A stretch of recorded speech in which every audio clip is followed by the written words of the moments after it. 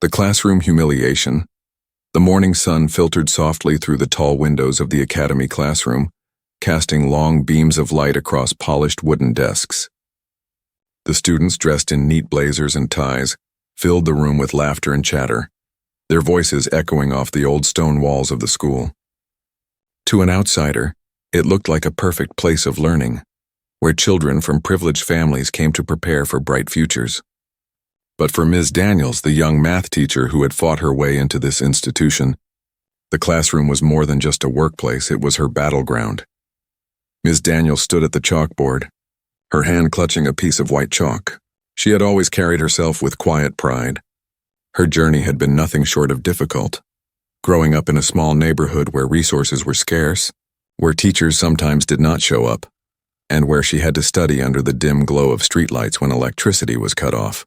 Yet she had endured, earned her degrees, and secured this teaching job in one of the city's most elite schools. She believed that hard work and integrity were her armor. What she did not anticipate was the arrogance she would face from the very students she was determined to uplift. As she wrote an equation on the board, one involving algebra and geometry, she heard a faint giggle from the back row. She ignored it at first, assuming it was nothing more than a small distraction. Teachers often had to tune out background noises. But the giggle turned into whispered comments, and then a louder laugh. Ms. Daniels turned slightly and saw a group of wealthy boys, sons of bankers, politicians and businessmen, leaning back in their chairs, smirking as if the classroom belonged to them. "Look at her," one of them whispered loud enough for others to hear. "She doesn't even know what she's teaching." The words were met with a burst of laughter from the group. Some of the other students kept their eyes down, pretending to focus on their notebooks, too afraid to intervene. Ms. Daniels's hand froze for a moment, chalk dust slipping between her fingers. She took a slow breath and continued writing. She had promised herself not to let arrogance rattle her, but the taunts grew louder. Another boy leaned forward, his voice dripping with sarcasm. "Excuse me, Ms. Daniels, are you sure that's the right formula? Because my private tutor says something different." His tone carried no genuine question, only mockery. A ripple of laughter rolled across the room. The sound dug deep into Ms. Daniels' chest. It wasn't just about math. It wasn't about formulas or equations. It was about respect, or the lack of it. These boys were not mocking her knowledge. They were mocking her very being, her background, her place in a school they believed was too prestigious for someone like her. For a brief moment, Ms. Daniels considered snapping back, raising her voice or calling for discipline. But she steadied herself. Losing control in front of them would only confirm what they wanted to believe, that she was weak, that she did not belong here. So she turned, looked directly at the boy, and replied calmly, "Why don't you come to the board and show us what your tutor taught you?" The classroom went still. The boy hesitated, his smirk faltering for a second. But then, with exaggerated confidence, he stood and strutted to the board, grabbing the chalk from her hand. He began scribbling numbers and symbols, trying to replicate what he thought he remembered. Within moments, his equation collapsed into nonsense. The silence was broken by muffled chuckles from a few students. The boy's face flushed red, but before Ms. Daniels could say anything, another boy jumped in. "Oh, come on, she's just trying to embarrass us. Everyone knows she's not a real teacher. She's just here because the school needed diversity." Those words cut like a blade. Laughter erupted again, this time louder, bolder, as if the arrogance of one had given permission to all. Ms. Daniels felt a lump rise in her throat, but she swallowed it down. She would not let them see her pain. The class that day spiraled into chaos. Every time she tried to explain a formula, the boys interrupted with fake questions or exaggerated yawns. One mimicked her voice under his breath, and another pretended to fall asleep dramatically, his head dropping onto his desk with a loud thud. By the time the bell rang, the students filed out with laughter still echoing in the halls, leaving Ms. Daniels alone at the chalkboard, her hands trembling slightly from the weight of the humiliation. She sank into her chair, staring at the empty room. The chalkboard still bore the equation she had written, the evidence of her effort to teach, yet it felt meaningless. For the first time since she began teaching, she doubted herself. Maybe she wasn't enough. Maybe these students were right. But then, as she sat there in the heavy silence, she remembered her own childhood classroom. She remembered being that little girl who wanted to learn, who hung on to every word her teacher said because she knew education was her only way out of poverty. She thought of her mother's voice, strong and steady. "Don't let anyone tell you your worth. You prove it every day by standing tall." Ms. Daniels rose from her chair. She picked up the chalk again, rewrote the equation cleanly, and whispered to herself, "Tomorrow will be different." The humiliation of that day would not define her. It would fuel her. She was not just a teacher. She was a fighter, a role model, a woman who had climbed out of hardship to stand in front of this classroom. And she would not let a group of spoiled students take that away from her. That night, as she prepared her lessons at home, she crafted a plan. She would not simply teach equations tomorrow. She would teach respect, courage, and the value of humility. The battle had only just begun. And little did the students know, the same classroom they had turned into a theater of mockery would soon become the stage for their greatest lesson in life. The night after the classroom humiliation was long and heavy for Ms. Daniels. She sat at her small kitchen table with papers spread in front of her, but she could not focus on the numbers and formulas. The laughter of her students replayed in her mind like a cruel echo. She had always believed that knowledge and kindness would be enough to earn respect. But in that moment, she realized that some students saw neither her knowledge nor her kindness. They only saw her skin, her background, and the fact that she did not come from their world of privilege. She thought back to her childhood. Her earliest memories were not of toys or holidays, but of struggle. Her mother worked long hours as a cleaner, coming home late at night with tired hands but hopeful eyes. They lived in a tiny apartment where the walls were thin, and the sound of sirens outside was constant. Yet inside those walls, her mother filled her heart with courage. "You are more than where you came from," she would tell her. "You are the proof that hard work can break walls." Those words had carried Ms. Daniels through sleepless nights, long exams, and endless challenges. Now sitting at her kitchen table, she repeated them again, not as a daughter being comforted, but as a woman reminding herself of who she truly was. The next morning, Ms. Daniels walked into school with a calm face, though her heart still carried the pain of yesterday. The corridors were filled with the loud voices of students, but her steps were steady. She knew that if she showed even the smallest sign of defeat, the same boys would smell weakness like wolves and use it against her. Silent strength would be her answer, at least for now. As she entered the classroom, the same group of boys lounged in their seats, waiting to see her reaction. Their eyes held a kind of daring amusement, as if they expected her to scold them or lose her composure. But she gave them nothing. She simply walked to the front, placed her books on the desk, and began her lesson with calm authority. The students were unsettled. They whispered to each other, nudging and giggling, but Ms. Daniels did not allow her voice to waver. She spoke with clarity, writing on the board with the same steady hand she always had. For every snide remark they made, she responded with silence and focus. The classroom became a strange battleground, not of shouting or confrontation, but of endurance. She chose not to waste her strength fighting their noise. Instead, she poured her energy into the lesson, speaking directly to the students who wanted to learn, making sure her knowledge stood taller than their arrogance. One girl sitting in the front row noticed. Her name was Clara, a quiet student who rarely spoke, overshadowed by the louder, wealthier voices in the class. As Ms. Daniels explained the formulas, Clara's eyes lit up with understanding. For the first time, she felt seen, as though the teacher was speaking to her alone. Ms. Daniels noticed her small smile, and it gave her strength. She realized that even if most of the room was against her, there were still hearts that listened, but silence could only last so long. At the end of the week, the mocking students decided to push further. They waited until Ms. Daniels turned her back to write on the board. Then one of them threw a crumpled piece of paper across the room. It hit the floor near her feet, and laughter followed. She paused, her back still turned.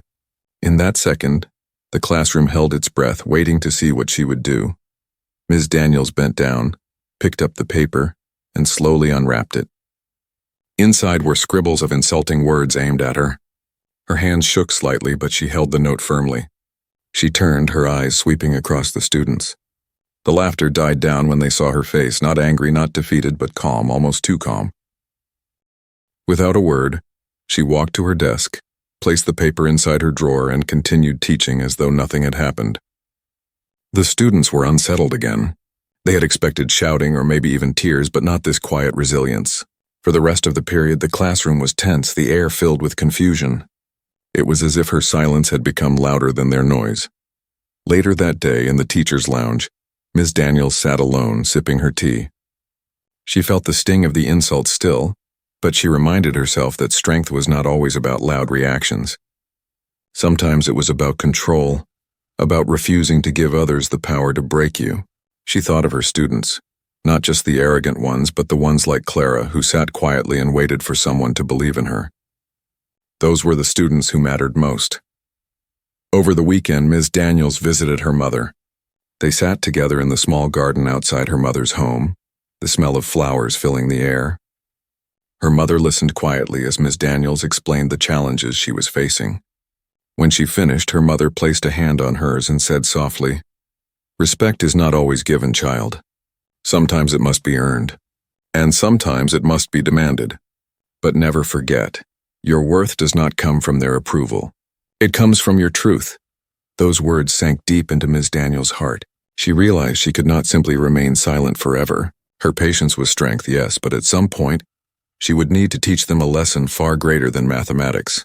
They needed to understand what respect meant, and she would be the one to show them. When Monday arrived, Ms. Daniels walked back into the classroom with renewed purpose. She carried not only her lesson plans, but also a quiet resolve that the days of humiliation were numbered. She knew that change would not happen overnight, and she knew the arrogant students would continue testing her, but she was no longer shaken.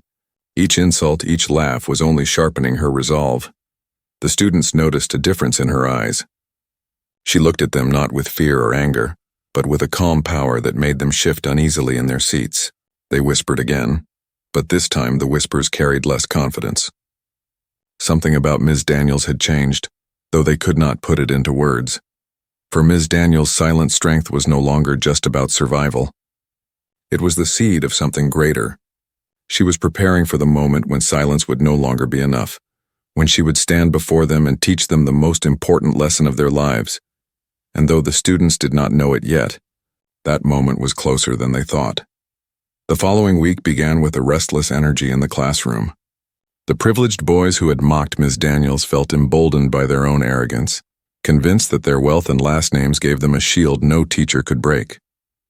They whispered about how far they could push her, how much more they could make her squirm. To them, this was entertainment, a way to prove their superiority not only over a teacher but over the very idea of discipline. But Ms. Daniels had been preparing in silence. She had endured the humiliation and carried it home with her, transforming the pain into determination. She had replayed every insult in her mind, not to hurt herself again, but to understand how she would answer them when the time was right. Her plan was simple, not to shout, not to beg for respect, but to expose the arrogance for what it was. On Tuesday morning, the classroom filled with chatter as the boys slouched in their seats, waiting for their moment to pounce. Ms. Daniels entered calmly, her books pressed against her chest, her posture straight. She greeted the class as usual, her voice soft but steady. There was no sign of anger on her face, no visible trace of the pain she had carried. That calm unsettled them more than any scolding could. As the lesson began, she wrote a complicated equation across the board. Numbers, variables, and symbols stretched into a formula that looked intimidating, even to those who studied diligently. The room grew quiet for a moment as students stared at the board, their brows furrowed. Then, just as Ms. Daniels expected, one of the mocking boys leaned back and smirked. "Do you even know what that means, Ms. Daniels?" he said, his voice dripping with mockery. "Because my father says only professors at the university can solve equations like that." The others burst into laughter, some pounding their fists lightly against their desks, enjoying the performance. Ms. Daniels turned slowly, her eyes resting on the boy. But instead of anger, her face held something else, confidence. "That's an excellent question," she said calmly. "Why don't you come up here and show us what you know?"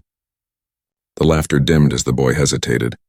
He had expected her to stutter or become defensive, not invite him forward. His pride, however, would not let him back down. He stood swaggering toward the board with exaggerated confidence. He grabbed the chalk and began writing, trying to mimic the formulas he thought he remembered. His hand moved quickly at first, but soon the symbols tangled into nonsense. He paused, erasing parts of his work, trying again, but each attempt only made the board messier. The classroom grew silent. Students exchanged glances, some biting their lips to keep from laughing. Ms. Daniels stood behind him, her hands folded, waiting patiently. After several minutes of fumbling, the boy stepped back, his face flushed. "Well, this isn't really fair," he muttered, trying to laugh it off.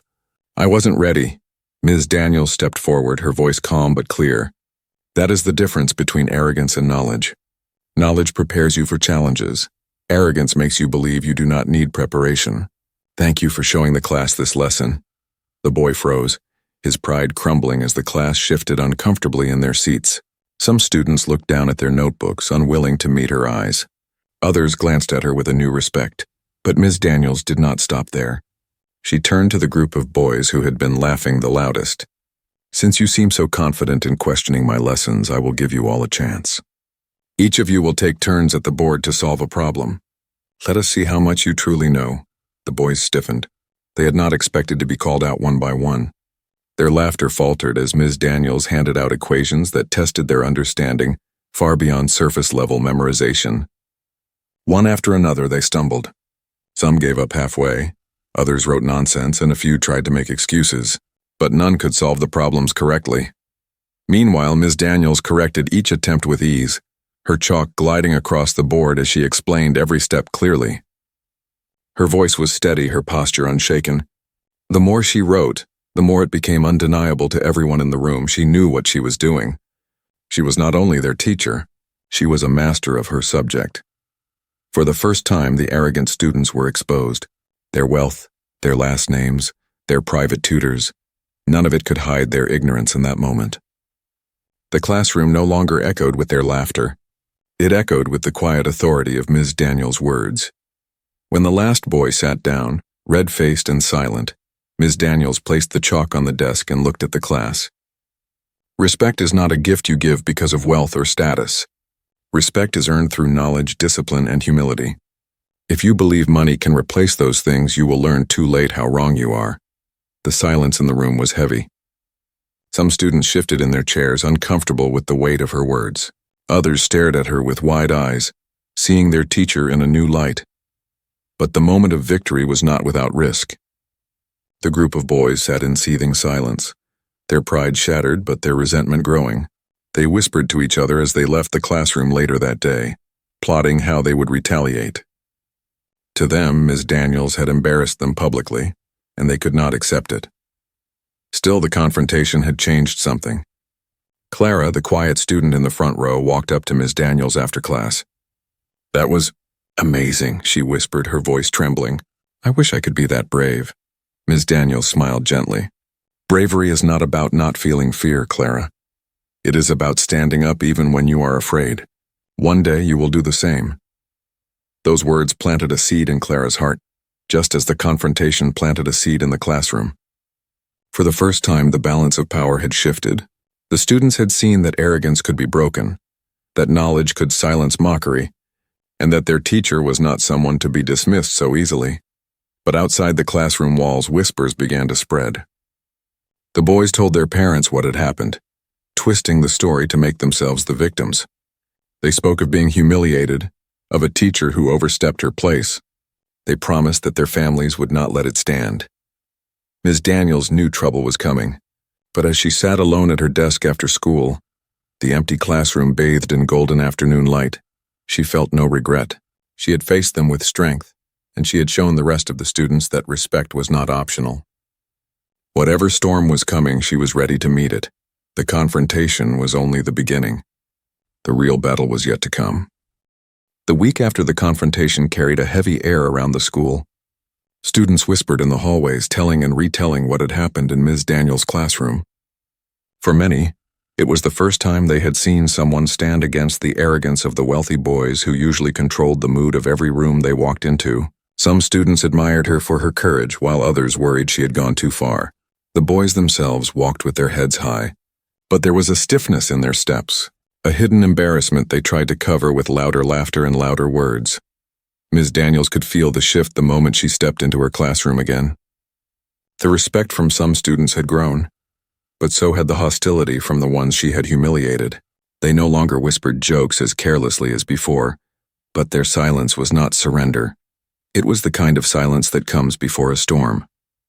She taught with the same steady focus, ignoring the smirks and the sideways glances, but deep inside, she knew the battle had reached another level. Her fears proved right by the end of the week. The principal called her into his office, his expression serious as he closed the door behind her. "Ms. Daniels," he began, his voice heavy, "I've received several complaints. Some of the parents are saying their children were singled out and humiliated in your class." Ms. Daniels sat straight, her hands folded in her lap. "I did not humiliate them. I asked them to demonstrate their knowledge, the same as I ask any student. They chose to disrupt the lesson and disrespect me. I corrected it through teaching." The principal sighed, leaning back in his chair. "You understand the families we serve here. Their influence on this school is not small. They are upset, and when they are upset, the school board listens. I need you to be careful, Ms. Daniels. We can't afford to create conflict." She felt a rush of heat in her chest but kept her tone calm. "So you are saying their money gives them the right to disrespect teachers? To disrupt learning for the other students?" The principal avoided her eyes, shuffling papers on his desk. "I'm saying pick your battles. Don't provoke them. Let things calm down." Ms. Daniels left the office with her head held high but her heart heavy. She knew what the principal meant: protect the reputation of the school even at the cost of her dignity. But she also knew that if she allowed the boys to continue unchecked, the classroom would never truly belong to learning. It would remain their stage for arrogance. The following Monday, she entered the classroom with a new resolve. She placed her books on the desk and looked directly at the boys who had mocked her. "This classroom is not a playground for disrespect," she said firmly, her voice ringing across the room. "I will no longer tolerate interruptions, insults, or games. Every student here has the right to learn, and I have the right to teach without being ridiculed. If you cannot respect that, then you do not belong in this room." The words stunned the class. No teacher had spoken so directly before, especially not to the boys who carried their family names like shields. One of them scoffed loudly. "You can't expel us. You're just a teacher. Do you know who my father is?" A murmur rippled through the classroom, students turning their heads from the boy to Ms. Daniels, waiting for her reaction. She met his eyes calmly. "I don't need to know who your father is. I know who I am, and I know the rules of this school. Disrespecting teachers and disrupting class is grounds for removal. If you want to test me, go ahead." The boy leaned back in his chair, his face red with anger, but he did not reply. The other boys shifted uncomfortably, their usual confidence faltering under the weight of her unshaken tone.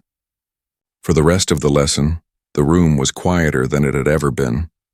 But the line had been drawn. Everyone in that room knew it. Ms. Daniels had made it clear she would not bend, she would not break, and she would not give their arrogance more power than it deserved. Some students admired her more deeply than ever. Others whispered that she had gone too far, that the parents would soon come for her job.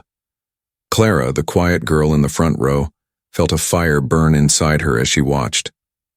She had always stayed in the shadows, too timid to speak up, but seeing her teacher stand so boldly gave her courage she had never known. That afternoon, she told her mother at home about everything that had happened, her voice filled with admiration. Her mother smiled softly and said, "Sometimes one person's courage becomes the light for many others. Remember that." The news spread quickly beyond the classroom. By the end of the week, the boys' parents were knocking on the principal's door again, demanding action. They wanted Ms. Daniels reprimanded, even fired. But this time other voices rose as well.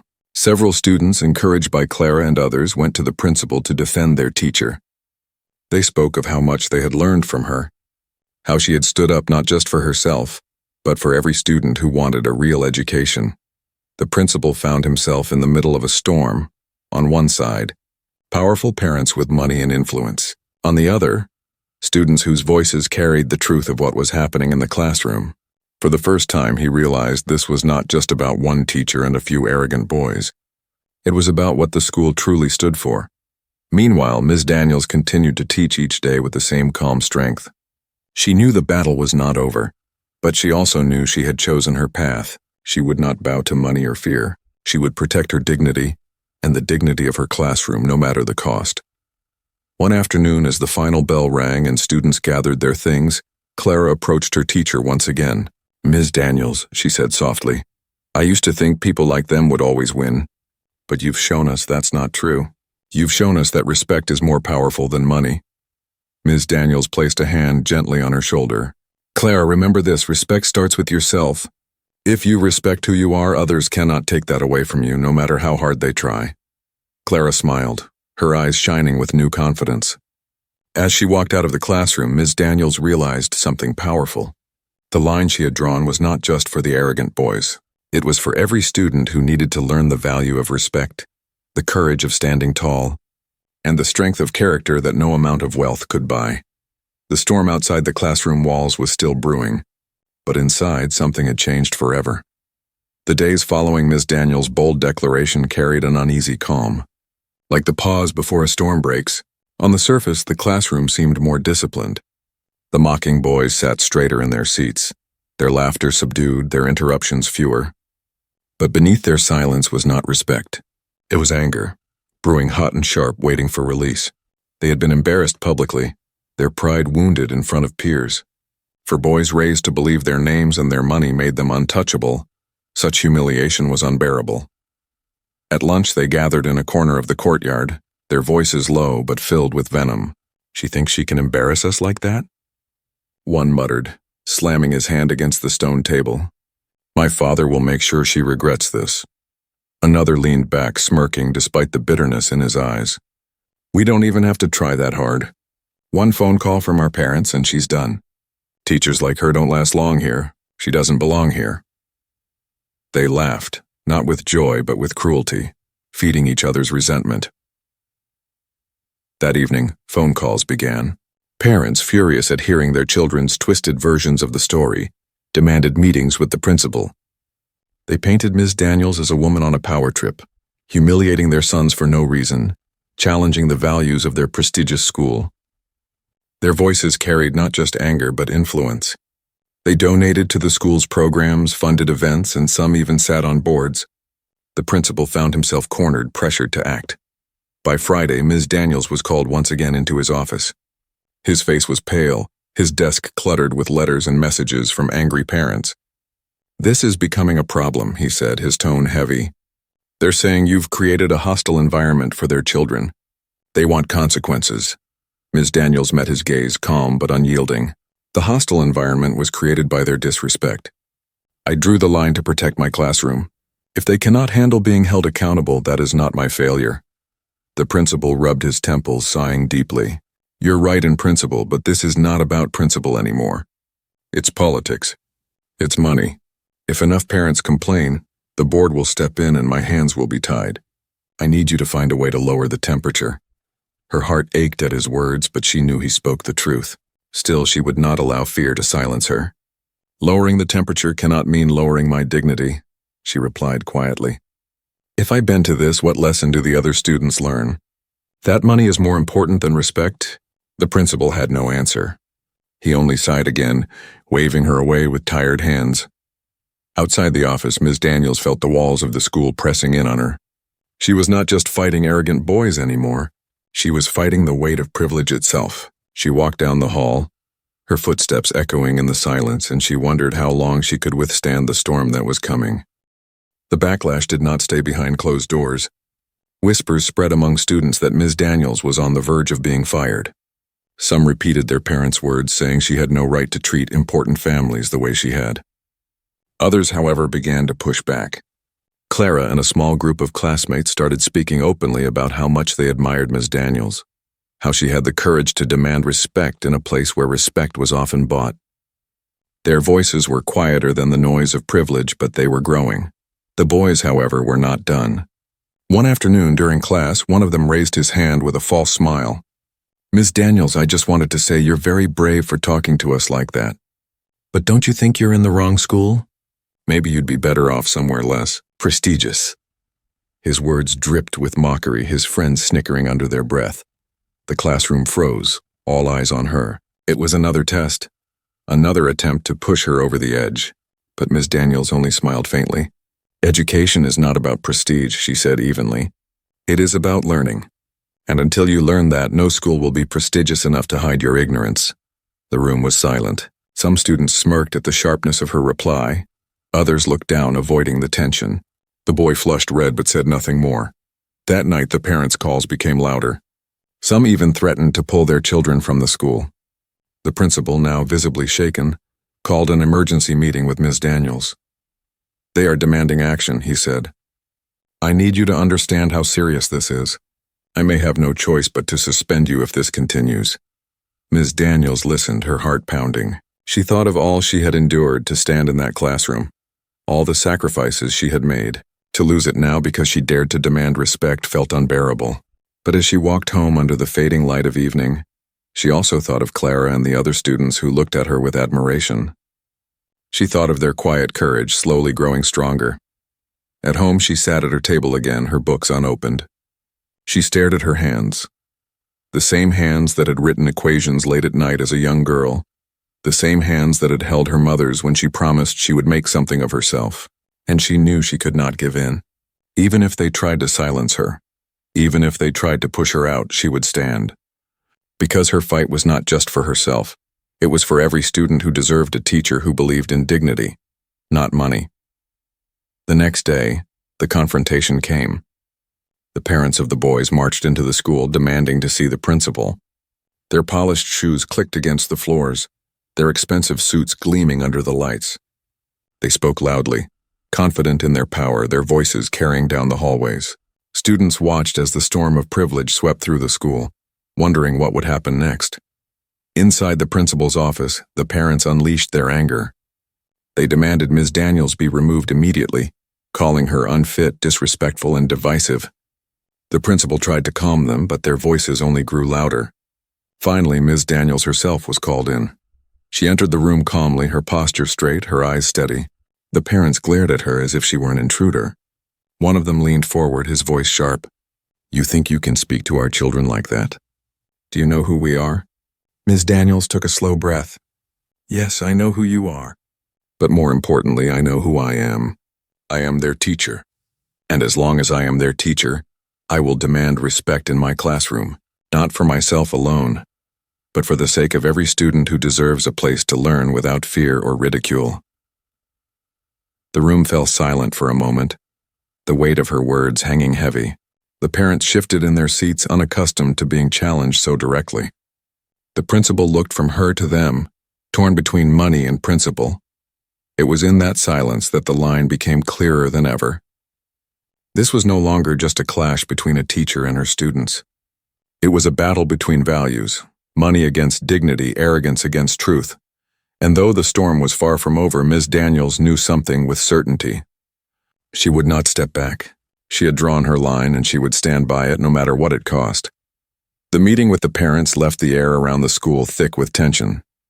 Rumors spread quickly, carried from student to student, whispered in the hallways and shared in hushed tones at lunch tables. Many believed Ms. Daniels would not last the week. The wealthy parents had influence after all, and when people with power demanded change, the school often bent to their will. Some students even began to prepare themselves for a new teacher, already imagining what her replacement would be like. But the next morning, Ms. Daniels was still there, standing in front of her classroom with the same calm posture, her books neatly arranged on her desk. Her presence surprised many. Some of the boys sneered, assuming it was only a matter of time before she was forced out. Yet what none of them expected was that Ms. Daniels's quiet strength had already started something they could not stop. It began with Clara. She had watched silently for weeks as her classmates mocked and ridiculed the teachers she admired most. But Ms. Daniels's courage in facing them had stirred something in her heart. That evening, after the meeting with the parents, Clara went home and spoke to her mother.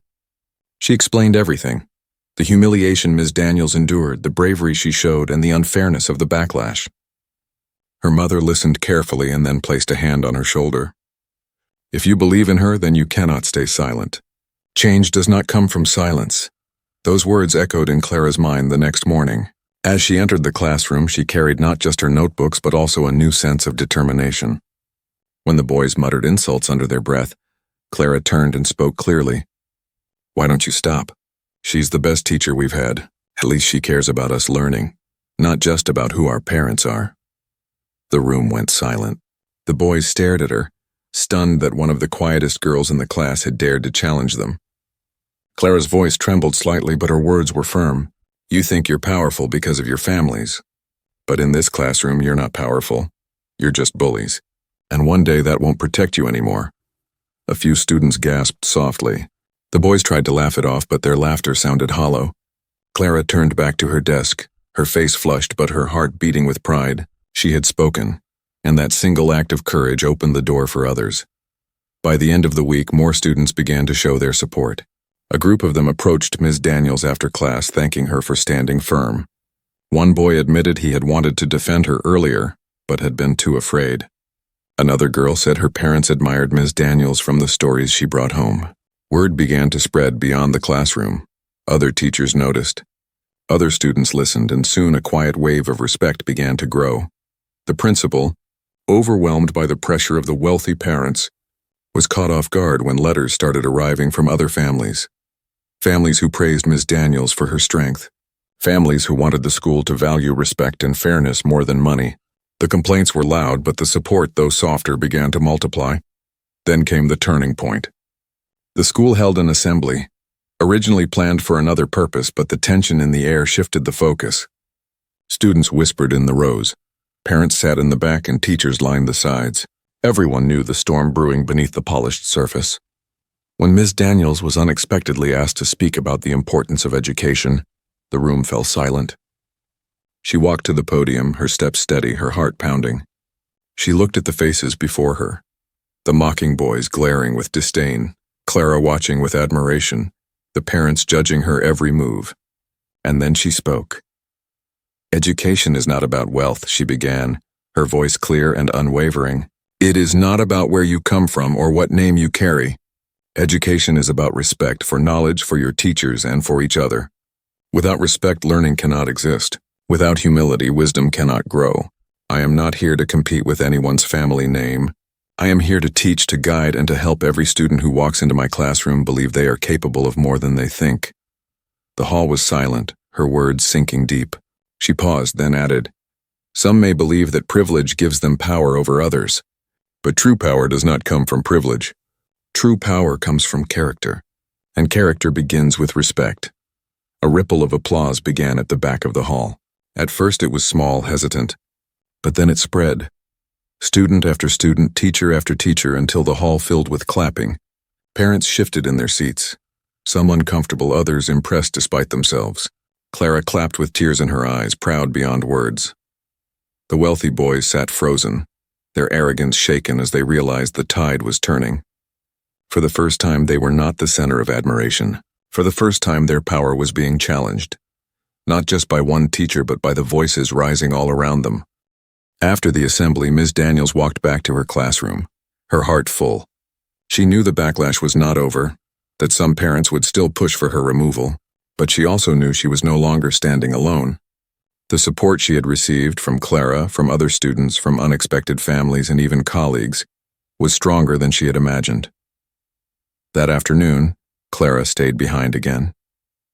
"You were amazing," she said softly. "You didn't just speak for yourself. You spoke for all of us." Ms. Daniels smiled, her eyes warm. "And you spoke too, Clara. Don't forget that. You found your voice. That's what matters." For the first time in weeks, hope filled the air.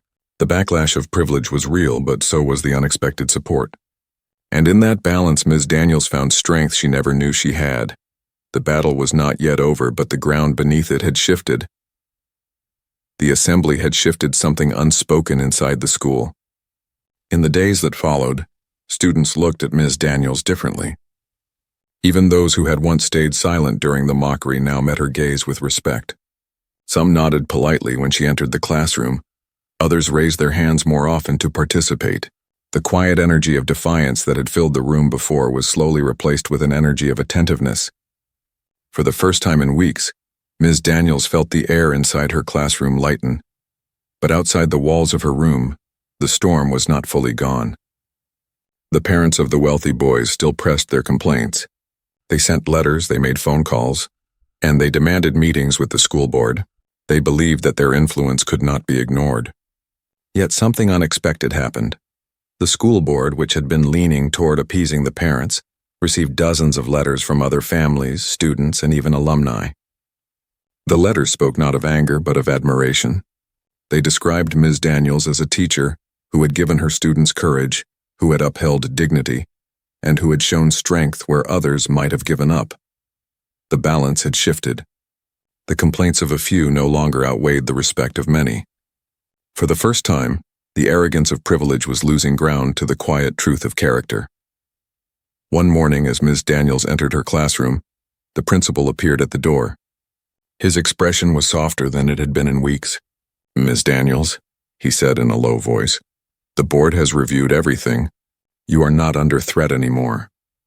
In fact, they want to recognize your work. You've shown something the school needed to be reminded of, that education is not for sale." Relief washed over her, but more than relief, there was pride. She had endured humiliation, she had faced backlash, and now she stood stronger. She thanked the principal politely, then turned to face her students.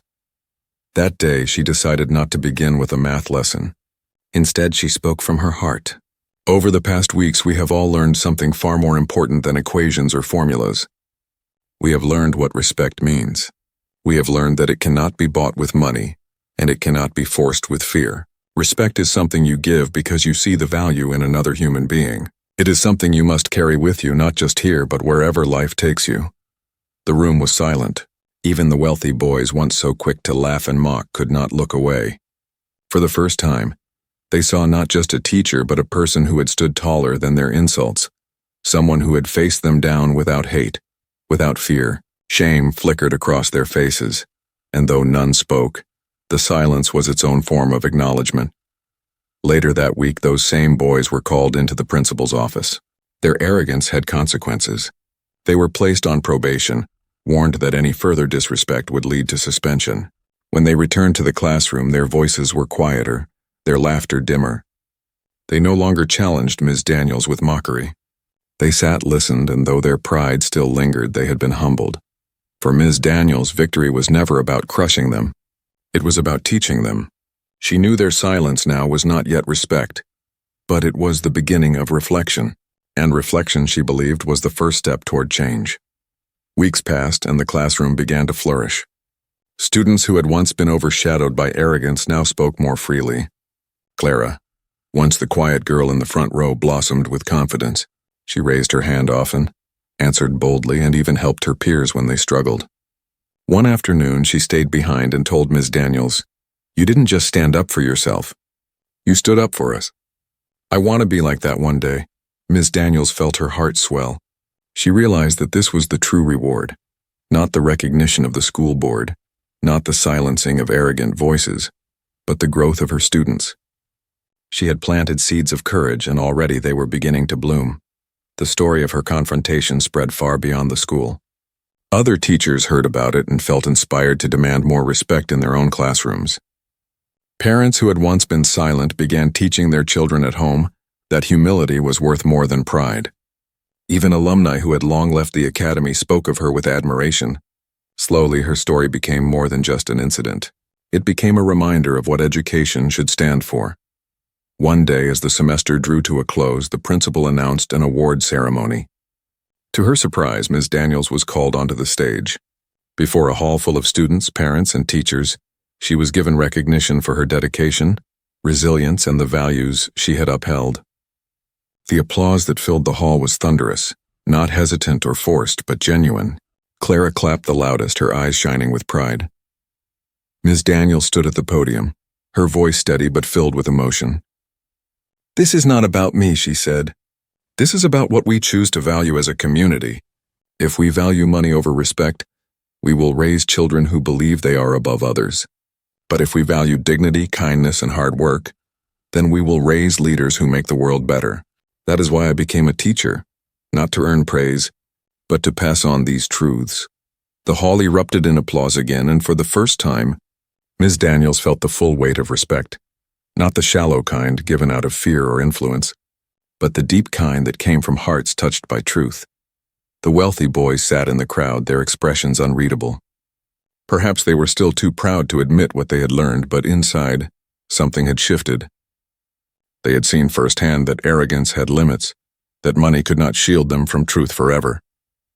In time, they too would carry that lesson, whether they admitted it now or not. As the ceremony ended, Clara ran up to her teacher and hugged her tightly. "You changed everything," she whispered. Ms. Daniels hugged her back, smiling through tears.